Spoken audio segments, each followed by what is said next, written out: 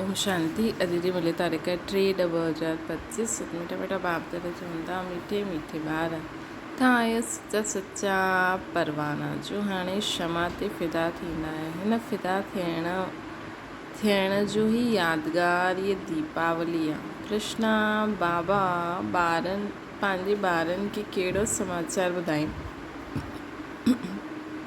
उत्तरा बाबा ॿुधाईंदा आहिनि तव्हां आत्माऊं निर्वाण धाम सां कीअं ईंदा आहियो ऐं कीअं मां ईंदो आहियां। मां केरु आहियां, छा कंदो आहियां, कीअं राम राज्य स्थापना कंदो आहियां, कीअं तव्हां ॿारनि खे रावण ते विजय पाराईंदो आहियां।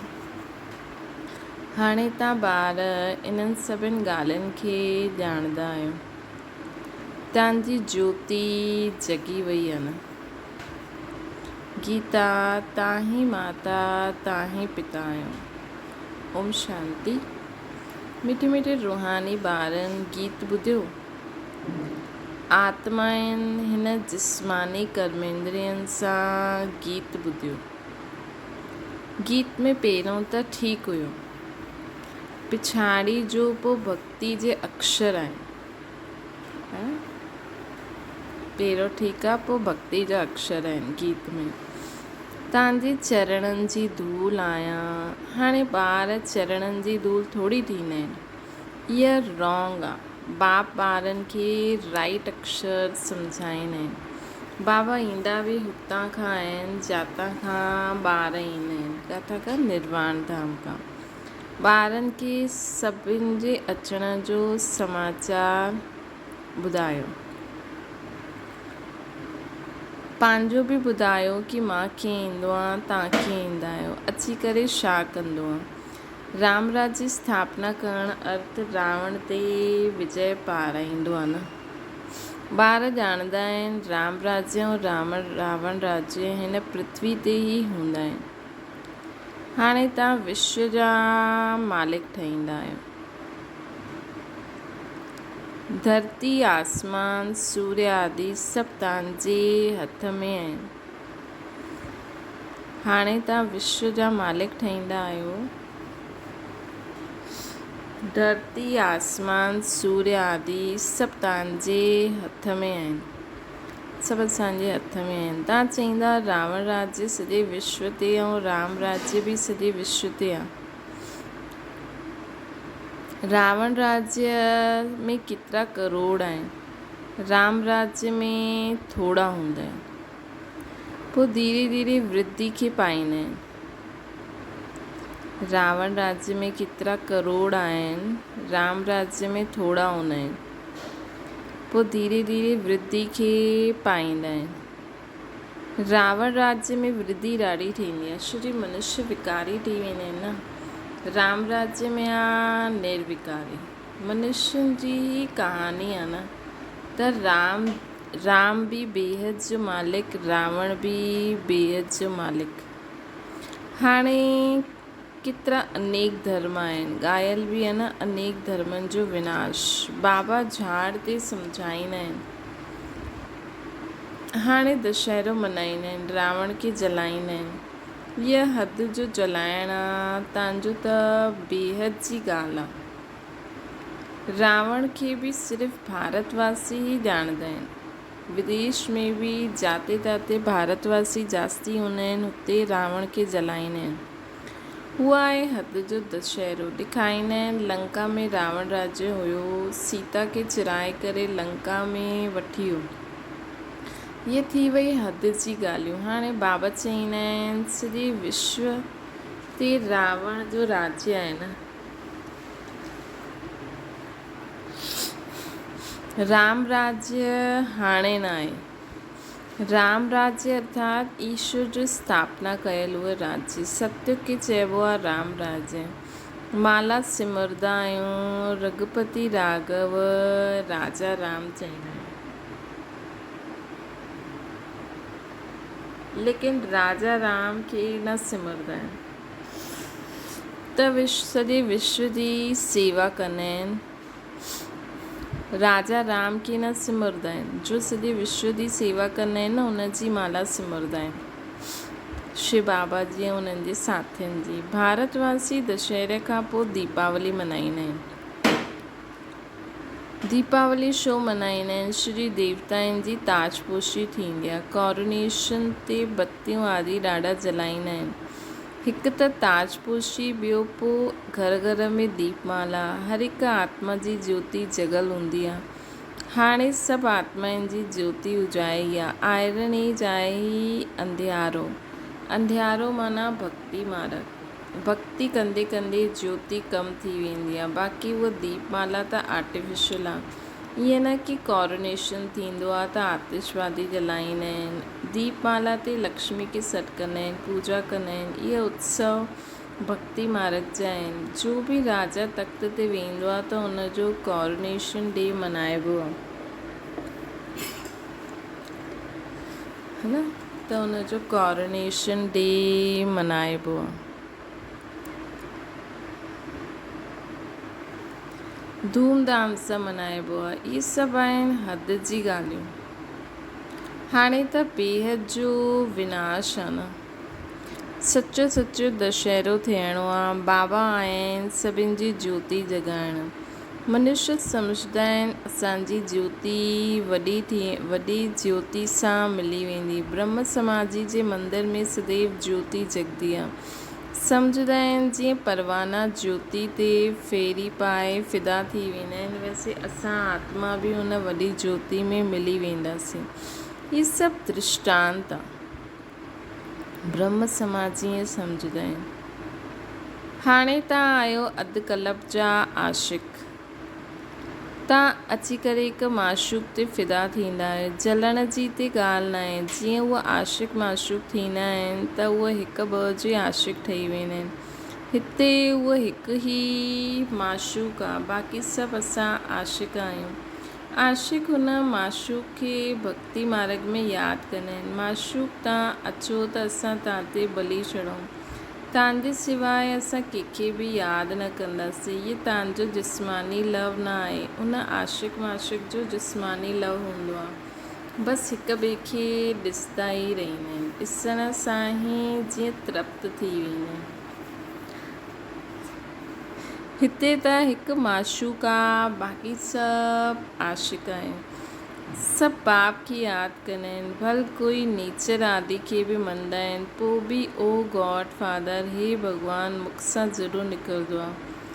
सभु उनखे सॾु कंदा आहिनि, असांजा दुख दूरि करो। भक्ति मार्ग में त ॾाढा आशिक माशूक हूंदा आहिनि। कोई कंहिंजो आशिक, कोई कंहिंजो आशिक। हनुमान जे केतिरा आशिक हूंदा। सभु पंहिंजे पंहिंजे माशूक जो चित्र ठाहे करे पोइ आपस में मिली करे पूॼा कंदा आहिनि।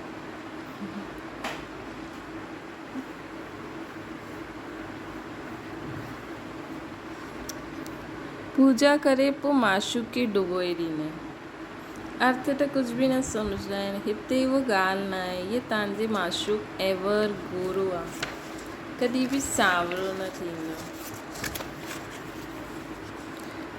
सावरो न थींदो आहे। बाप मुसाफ़िर अची करे सभिनि खे गोरो ठाहींदा आहिनि। तव्हां बि मुसाफ़िर आहियो न। दूर देश सां अची करे हिते पाठ वॼाईंदा आहियो।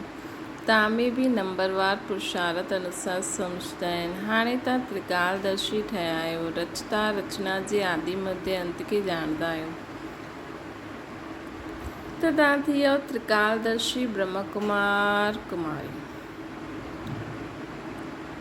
जीअं जगत गुरु आदि जो बि टाइटल मिलंदो आहे न, तव्हांखे हीअ टाइटल मिलंदो आहे।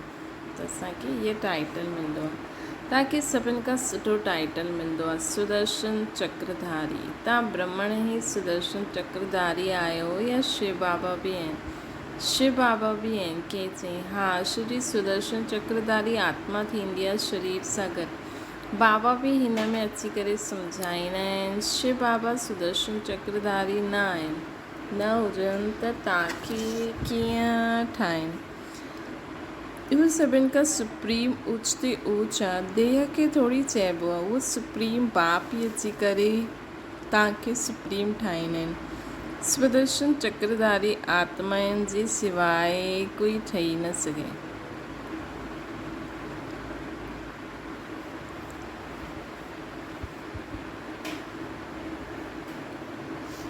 सुदर्शन चक्रधारी आत्माउनि जे सवाइ कोई ठही न सघे। कहिड़ी आत्माऊं? जो ब्राह्मण धर्म में आहिनि। जॾहिं शूद्र धर्म में हुया त न ॼाणंदा हुया। जॾहिं शूद्र धर्म में हुया त न ॼाणंदा हुया। हाणे बाप द्वारा तव्हां ॼाणियो आहे। पहिरियों न ॼाणंदा हुयसि न, हाणे ॼाणियो आहे। केतिरा सुठी सुठी ॻाल्हियूं आहिनि, तव्हां ई ॿुधंदा आहियो ऐं ख़ुशि थींदा आहियो। ॿाहिरां वारा इहे ॿुधनि त आश्चर्य खाइनि, ओहो इहे त ॾाढो ऊच ज्ञान।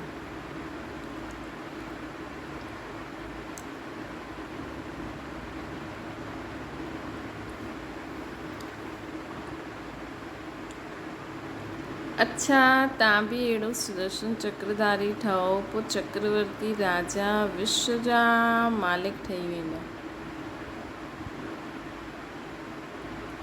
है न। अच्छा, तव्हां बि अहिड़ा सुदर्शन चक्रधारी ठहो, पोइ चक्रवर्ती राजा विश्व जा मालिक ठही वेंदा। हितां खां ॿाहिरि विया खलास। माया एतिरी बहादुर आहे, हितां जी हिते ई रहिजी वेंदी। जे गर्भ में ॿारु अंजाम वाइदो करे निकिरंदो आहे न, पोइ बि हुतां जी हुतां ई रहिजी वई। तव्हां प्रदर्शनी आदि में सम्झाईंदा आहियो, ॾाढो सुठो कंदा आहिनि, नॉलेज ॾाढी सुठी आहे, मां अहिड़ो पुरुषार्थ कंदमि, हीअं कंदमि। बसि ॿाहिरि निकितो, हुतां जी हुतां रहिजी वई। परंतु पोइ बि कुझु न कुझु असरु रहंदो आहे। ईअं न कि उहो पोइ ईंदा न। झाड़ जी वृद्धि थींदी वेंदी। झाड़ वृद्धि खे पाईंदो त पोइ सभिनि खे खींचंदा। हाणे त इहा आहे रौरव नरक। गरुड़ पुराण में बि ईअं रोचक ॻाल्हियूं लिखियूं आहिनि, जो मनुष्यनि खे ॿुधाईंदा आहिनि ताकी कुझु डर रहे।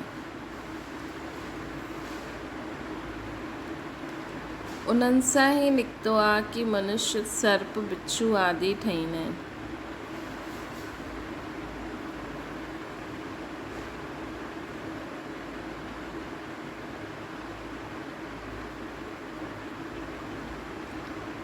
हाणे त इहा रौरव नरक आहे। गरुड़ पुराण में बि अहिड़ी रोचक ॻाल्हियूं लिखियूं आहिनि, जो मनुष्य ॿुधाईंदा आहिनि ताकी कुझु डर रहे। उन्हनि सां ई निकितो आहे कि मनुष्य सर्प, बिच्छू आदि ठहींदा आहिनि। बाप चईंदा आहिनि, मां तव्हांखे विषय वैतरणी नदी सां कढी खीर सागर में भेजी ॾींदो आहे। असुल तव्हां शांतीधाम जा निवासी हुयो।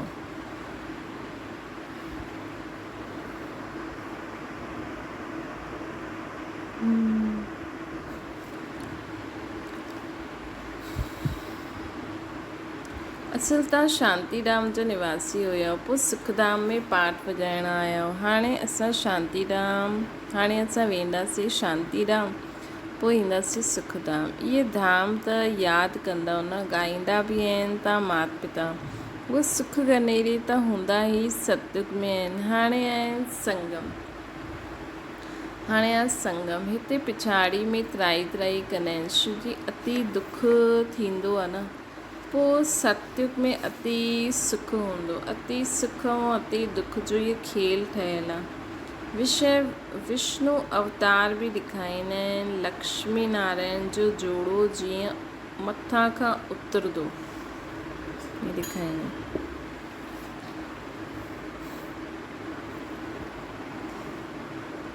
ये ॾेखारींदा आहिनि विष्णु अवतार ॾेखारींदा आहिनि। त विष्णु कहिड़ा? लक्ष्मी नारायण। लक्ष्मी नारायण जो जोड़ो जीअं मथां खां उतरंदो आहे। हाणे मथां खां शरीरदारी कोई थोरी ईंदो, त इहे कहानियूं लिखी छॾी अथनि।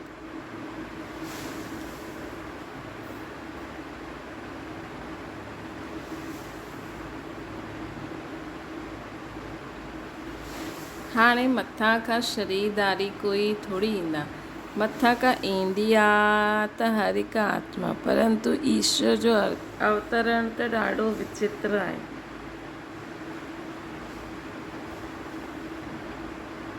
उहो ई अची करे भारत खे स्वर्ग ठाहींदा, हा न?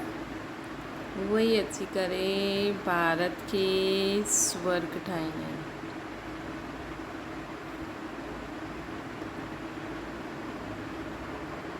उन्हनि जो त्योहार शिव जयंती मल्हाईंदा आहिनि। अगरि मालूम हुजे कि परम पिता परमात्मा शिव ई मुक्ति जीवन मुक्ति जो वरसो ॾींदो आहे, पोइ त ॾींदा आहिनि, पोइ त सॼे विश्व में गॉड फादर जो त्योहार मल्हाइनि, बेहद जे बाप जो त्योहार मल्हाईंदा, तॾहिं जॾहिं सम्झंदा कि शिव बाबा ई लिबरेटर गाइड आहिनि।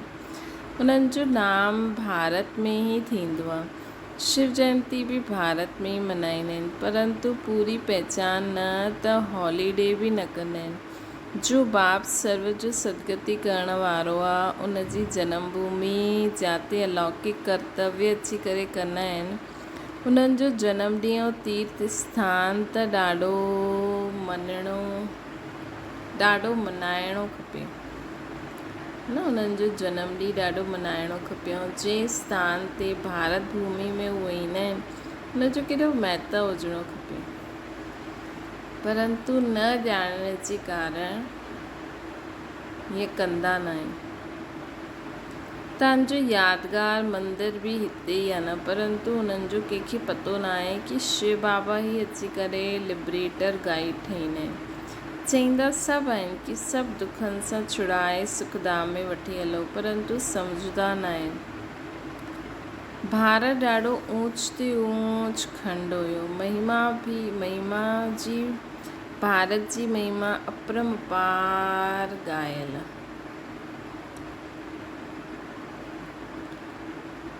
हुते ई शिव बाबा जो जनम थींदो आहे, भारत में। उन्हनि खे कोई मञंदो न आहे, स्टैम्प न ठाहींदा आहिनि, ॿियनि जी त ॾाढी मल्हाईंदा रहंदा आहिनि। हाणे कीअं सम्झायूं जो इन जे महत्व खे सभिनि खे पतो पए। विलायत में बि सन्यासी आदि वञी करे भारत जो प्राचीन योग सेखारींदा आहिनि। जॾहिं तव्हां इहे राजयोग ॿुधायो त तव्हांजो नाम थींदो। चओ राजयोग कंहिं सेखारियो हुयो, ही कंहिंखे पतो न आहे। कृष्ण बि हठ योग न सेखारियो, इहा हठ योग आहे सन्यासियुनि जो ॾाढा सुठा पढ़िया लिखियल आहिनि, जो पंहिंजे खे फॉलोअर्स कहलाईंदा आहिनि। उहा हिन ॻाल्हियुनि खे सम्झी ऐं सुधरी वञनि, चवनि असां बि शास्त्र पढ़िया, परंतु हाणे त बाप ॿुधाईंदा आहिनि उहा राइट आहे। जेका पढ़िया लिखिया फिलोसफर आहिनि जो उहे इहे ज्ञान ॿुधी करे ऐं पोइ ॿियनि खे ॿुधाइनि कि छा उन्हनि प्राप्त कयो आहे, कि असांजो पढ़ियो हुयो उहो रॉन्ग आहे, इहो सही आहे। त इहे बि सम्झनि कि बराबरि वॾे ते वॾो तीर्थ स्थान इहे भारत आहे, जिते बाबा ईंदा आहिनि। तव्हां ॿार ॼाणंदा असांखे इन्हनि खे चइबो आहे धर्म भूमि। हिते जेतिरा धर्मात्मा रहंदा आहिनि, ॿियो किथे बि न रहंदा आहिनि। तव्हां केतिरा दान पुण्य कंदा आहियो, बाप खे ॼाणे करे तन मन धन सभु सेवा में लॻाए ॾींदा आहियो। बाबा ई सभिनि खे लिबरेट कंदा आहिनि, सभिनि खे दुखनि सां छुड़ाईंदा आहिनि न। बाबा ई अची करे सभिनि खे लिबरेट कंदा आहिनि, सभिनि खे दुखनि सां छुड़ाईंदा आहिनि।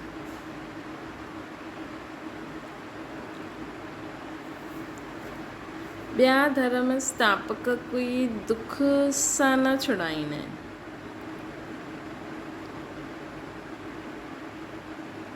उहे त ईंदा ई आहिनि, पोइ हुनजे पिछाड़ी सभु ईंदा आहिनि। नंबरवार सभु पाठ वॼाइण ईंदा आहिनि, पाठ वॼाईंदे वॼाईंदे तमो प्रधान थी वेंदा आहिनि, पोइ बाबा अची करे सतो प्रधान ठाहींदा आहिनि। त इहे भारत केॾो वॾो तीर्थ आहे। भारत सभिनि खां नंबर 1 ऊच भूमि आहे। बाबा चईंदा आहिनि मुंहिंजो इहा जनम भूमि आहे, मां अची करे सभिनि जी सदगति कंदो आहियां, भारत खे हेवन ठाहे ॾींदो आहियां। बाबा भारत खे हेवन ठाहे ॾींदा आहिनि। तव्हां ॿार ॼाणंदा आहियो बाप स्वर्ग जो मालिक ठाहिण आया आहिनि, अहिड़े बाप खे ॾाढो प्यार सां यादि करिणो आहे। तव्हांखे ॾिसी ॿिया बि कर्म कंदा। इनखे चइबो आहे अलौकिक दिव्य कर्म।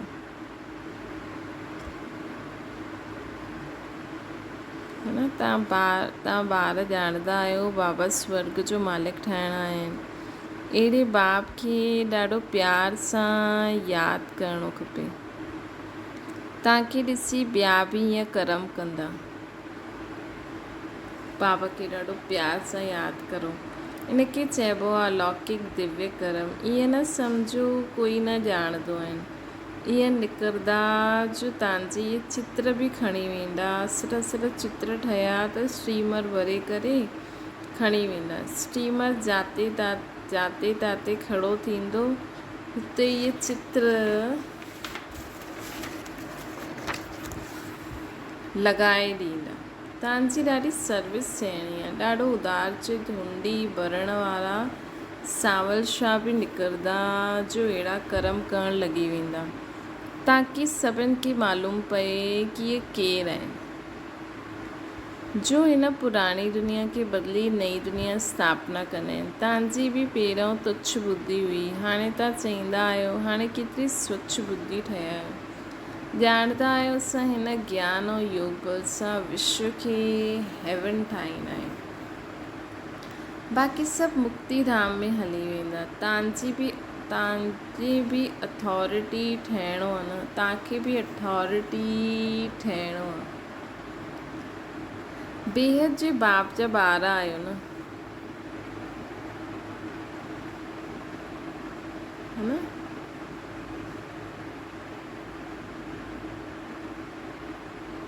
शक्ति मिलंदी आहे यादि सां। बाबा खे वर्ल्ड ऑलमाइटी अथॉरिटी चइबो आहे। सभी वेदनि शास्त्रनि जो सार ॿुधाईंदा आहिनि। त ॿारनि खे केतिरो उमंग रहणो खपे सर्विस जो। मुख सां ज्ञान रत्ननि जे सवाइ ॿियो कुझु न निकिरणो खपे। तव्हां हर हिकु रूप पसंदि आहियो।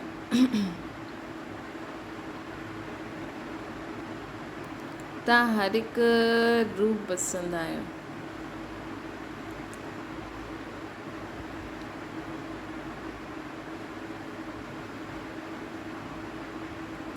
तव्हां ॾिसंदा आहियो सॼी दुनिया सब्ज़ हरी भरी ठही वेंदी आहे। सभु कुझु नयो, हुते दुख जो नाम न हूंदो,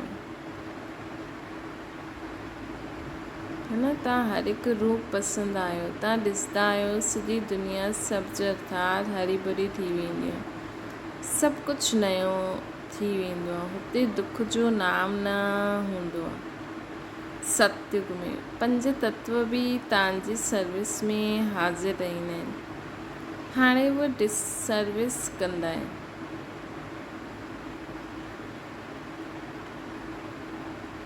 पंज तत्व बि असांजी सर्विस में हाज़िर थी वेंदा, हाज़िर रहंदा आहिनि सतयुग में।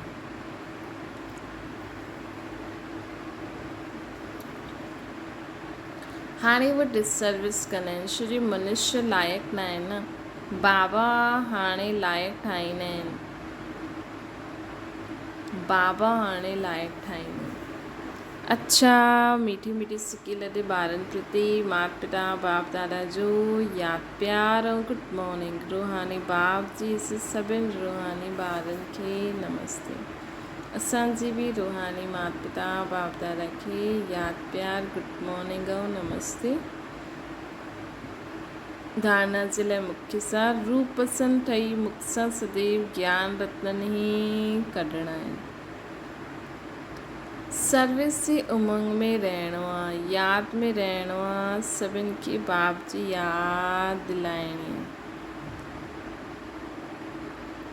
रूप पसंदि ठही मुख सां सदैव ज्ञान रत्न ई कढणा आहिनि असांखे। रूप पसंदि ठही मुख सां सदैव ज्ञान रत्न ई कढणा आहिनि। सर्विस जे उमंग में रहणो, सर्विस जे उमंग में रहणो।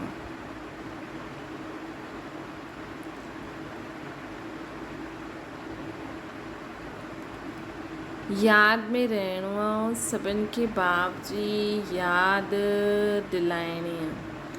ये दिव्य अलौकिक कार्य करिणो आहे। ख़ुदि बि बाबा जी यादि में रहो और सभिनि खे बाप जी यादि दिलायो। ये ही अलौकिक दिव्य अलौकिक कार्य करिणो आहे। ज्ञान रतन करणा आहिनि, सर्विस जे उमंग में रहणो आहे, यादि में रहणो आहे, सभिनि खे बाप जी यादि दिलाइणी आहे। ॿियो आहे सचो सचो आशिक़ ठही हिकु माशूक़ ते फ़िदा थियणो, अर्थात बलि चइणो आहे, तॾहिं सची दीपावली थींदी। अॼु बाबा चयो न दीपावली कंहिंजो यादगार आहे जॾहिं असां परवाना क्षमा ते फ़िदा थी वेंदासीं। वरदाना विश्व महाराजनि जी पदवी प्राप्त करण वारा सर्व शक्तियुनि जी स्टॉक सां संपन्न ठहो। जो विश्व महाराजनि जी पदवी प्राप्त करण वारी आत्मायूं आहिनि, उन्हनि जो पुरुषार्थ सिर्फ़ु पंहिंजे प्रति न थींदो आहे, पंहिंजे जीवन में अचण वारे विघ्न व परीक्षाउनि खे पास करणी त कॉमन आहे, लेकिन जो विश्व महाराज ठहिण वारी आत्मा न, उन वटि हाणे खां ई सर्व शक्तियुनि जो स्टॉक भरपूर हूंदो आहे। उन्हनि जो हर सेकेंड हर संकल्प ॿियनि जे प्रति हूंदो, हर सेकेंड हर संकल्प ॿियनि जे प्रति हूंदो। तन मन धन समय श्वास सभु विश्व कल्याण में सफल कंदा। तन मन धन श्वास सभु विश्व कल्याण में सफल थींदा रहंदा।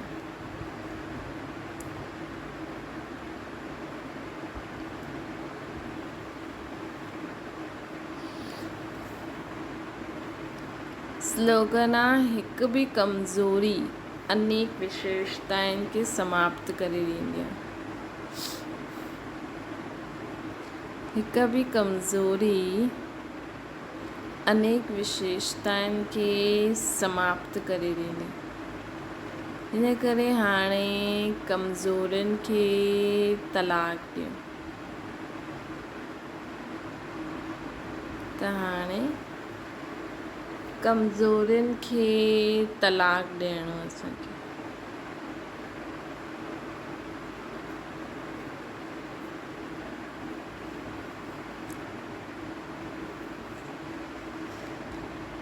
त हिकु बि कमज़ोरी न हुजणी खपे, न त सभु विशेषताऊं ढकिजी वेंदियूं। अव्यक्त इशारो आहे। पंहिंजी शुभ भावना, श्रेष्ठ कामना, श्रेष्ठ वृत्ति वाइब्रेशन द्वारा कहिड़े बि स्थान ते रहंदे वे मनसा द्वारा अनेक आत्माउनि जी सेवा करे सघंदा आहियो। पंहिंजी शुभ भावना, श्रेष्ठ कामना,